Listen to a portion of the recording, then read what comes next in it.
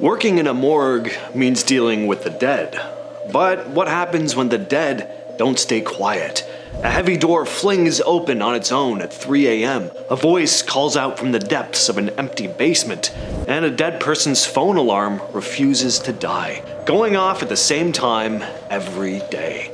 These are some of the creepiest stories from morgue workers. Now, I'm going to call this first story The Door Flung Open. It comes from Reddit user Ghost with the Most and goes as follows. Back in the day, I used to work for a funeral home, and oftentimes when an elderly client had pre-arrangements and they passed away, I would be dispatched to collect their earthly remains and bring them back to the funeral home to be prepared for their celebration of life / going away party. Now, sometimes this would be a collection directly from the morgue, or from their residence. More often than not, this was typically in the middle of the night. Well, one night I was dispatched to collect an elderly gentleman who crossed the Rainbow Bridge and was deemed to be picked up around 1 a.m. By the time I got ready into the residence, it was around 2 a.m.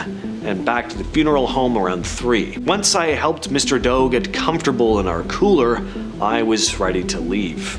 As I was just getting ready to set the alarm and head back home, the prep room door behind me flung open and then slammed very abruptly. This door is very big, very heavy, and takes some power to open and close. Needless to say, I was early for my normal shift in the morning because, well, I didn't go back to sleep. The creepiest thing about this is that just before that happened, the hair rose on the back of my neck. This next story comes from Reddit user Crucifix1233. I had to go to the funeral home late one night to get some things ready for my manager to pick up a body. It was a friend of hers and she just wanted to show up and go. My wife came with me for the drive and I was in the basement while my wife was waiting upstairs. The basement has two parts to it.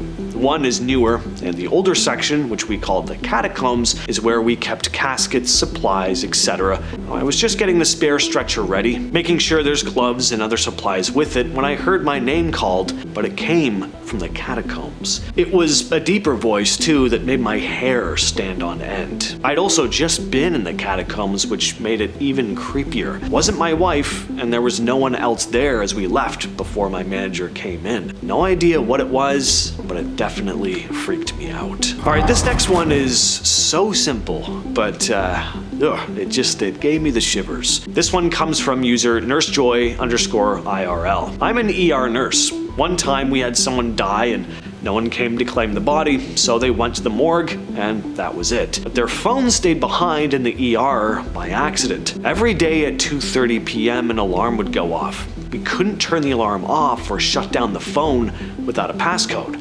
And the battery on that thing was lasting forever. So we locked it in the med room, but it was still really loud.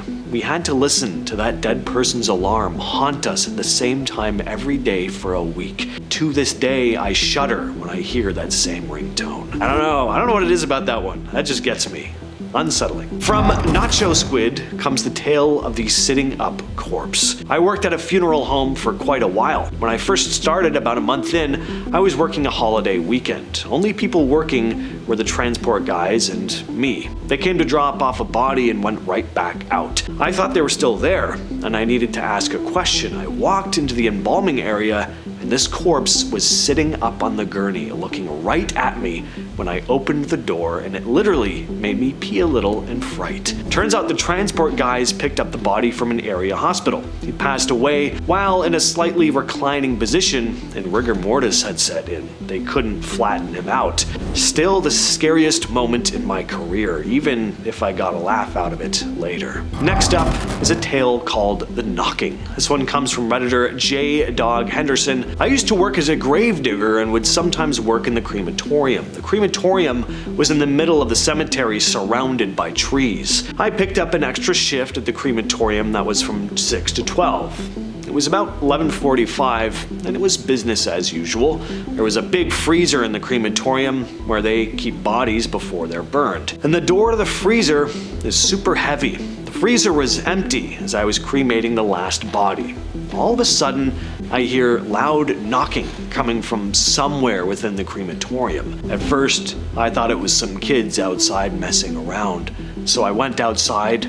There was nobody there. The Go back inside and I hear knocking again. It was coming from the inside of the freezer. I finished up what I was doing and got the hell out of there. Never been more frightened in my life. From Reddit user Xenov comes the tale of the security camera. I worked for a big funeral care provider in the UK. Everyone in the mortuary I visited as part of my time with them in Scotland had some kind of paranormal experience. The creepiest and most famous one among the staff was that an elderly gentleman had died and been brought in to do an embalming so he could be viewed by his family and prepared for the funeral. He was kept there up until his funeral, so roughly 2 weeks to a month, while everything was put into place. Well, one night, when mostly everyone had gone home, he was caught on camera by the security firm. Apparently they caught this elderly man taking a walk around the place before vanishing, and an alarm that shouldn't have been tripped was tripped. When the staff viewed the footage, to their horror, they realized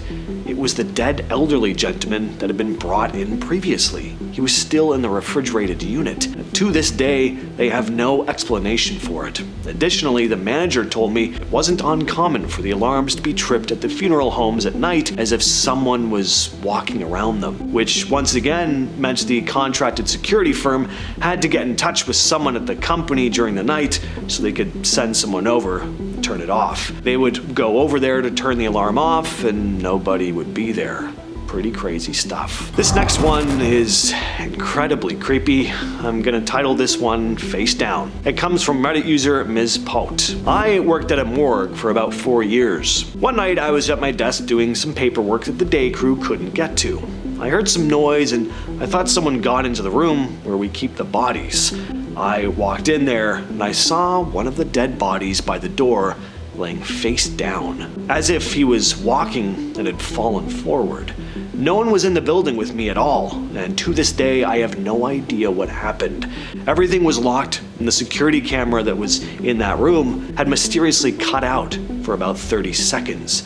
You could see the body on the table, then 30 seconds later, it was face down near the door. Gotta say, this next one gave me a bit of existential dread. The story comes from Midnight Lycanthrope, who wrote the following. When I was in college, I worked for the Willed Body program. I wanted to be a doctor.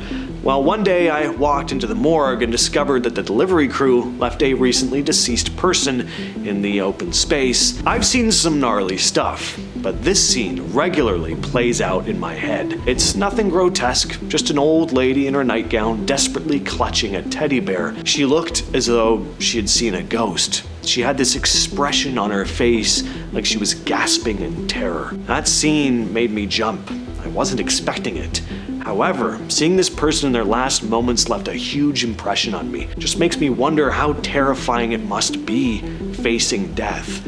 And that thought further resonates with me when I think of people taking their own lives. How horrible must one feel to knowingly, willfully run to the dark embrace of death? If anything, as I grow older, that scene reminds me to be better, forgive, and express love and happiness. From Reddit user Henry's My Agent comes the tale of the Wheezing. Had a gig doing overnight transport of dead bodies. Think black suit, white shirt, black tie, unmarked black van, and boss made us wear white gloves. He wanted us to look high-end. And needed to transport a recently deceased middle-aged woman, breast cancer, 250 miles in the dead of night from a hospital morgue to a mortuary near her extended family. It's been a solid 2 hours of total silence when the corpse lets out a low wail. Sounds like, I about crap myself as I swerve off the freeway and spray out a rooster tail of gravel and dirt.